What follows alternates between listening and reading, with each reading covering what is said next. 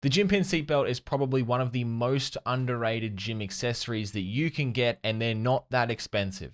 Welcome back to Hypertrophy Academy. My name's Declan. This is a quick video going over what a Gympin seatbelt is and where it can be useful and how not to use it, which is very, very important. So let's jump straight into it. Now, I'm going to start off with the two most common uses, which would be the seated hamstring curl and the leg extension. So why is it useful on a seated hamstring curl? Well, in this top position here, the pad has a force going up.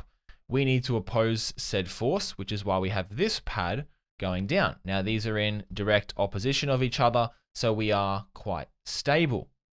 This here at the hip also has an opposing force, which again adds to the stability, right? With extra stability comes better technique, more motor unit recruitment, less body English, i.e. moving around unnecessarily, and that can make the exercise more effective. Now, what would make this even better is a different placement for the seatbelt.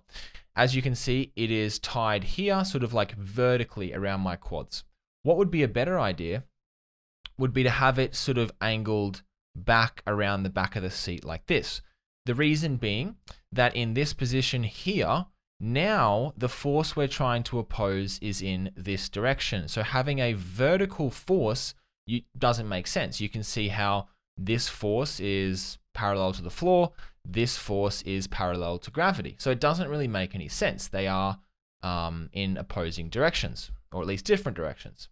So by having this sort of angled around the back of the chair instead of down, we now have a counter force in the bottom of the seated hamstring curl, which is where people really struggle the most.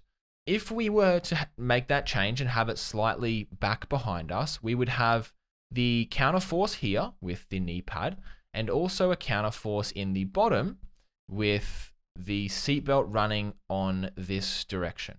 Now, it can be a little bit uncomfortable, which is why I recommend you find your anterior superior iliac spine, which is the bony part of the front of your hip that you can palpate.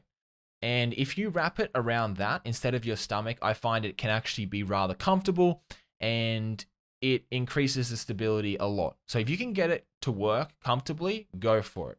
If it's painful, have it running vertically, as you can see here in the video, because it still helps. It's just going to help a little bit better if we can have it on more of an angle in this direction. So hopefully that makes sense. Now, of course, we also want the counter force of our hands pushing into the pad because, of course, this force is in this direction. If we push back in that direction, we have somewhat of an opposing force and we are more stable. So make sure during your seated hamstring curls, we are actually utilizing these handles. Moving on to the leg extension is where it gets a lot more simple.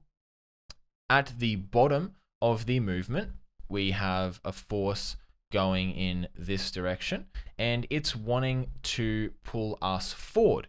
Now, we can't really lean forward and sort of fall over because our actual body weight is going to help us stay here. And also because we are pulling into these handles, so we have a little bit of extra stability here, even if it's not directly opposing the line of force. But where things get really tricky is in the top portion of the movement, closer to lockout like this, where there is now nothing opposing this force because this is trying to push us down and we have literally nothing other than our hands opposing this pulling us up.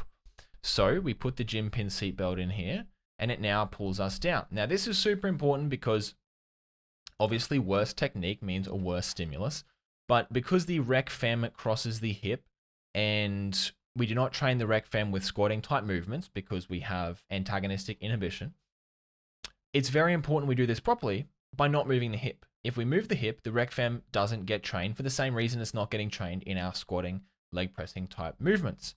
So again, by putting the seatbelt in here, it's a lot more stable.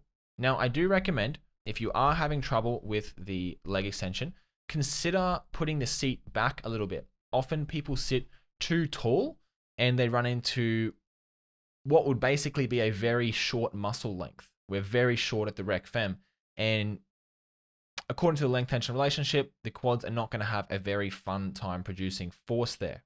Now, if your leg extension is harder at the top, do partials. I think that's probably the best way to go about it. To finish us up quickly, again, obviously we have the same thing during our tricep pushdowns, pulling us into the bench. And you could also use it wrapped around your arm, like you may have seen on TikTok, but I don't think this is worth it because it's going to be too uncomfortable. Although I do find the tricep pushdown, you absolutely need this because it's going to want to pull your entire body up in this direction, so we oppose the force by pulling down. So that's a quick video on how and why to use the Gympin Seatbelt. Of course, there will be other uses for it as well, like on a leg press where it tries to push your body up the pad, etc. But I hope you found that helpful, and I'll see you in the next one.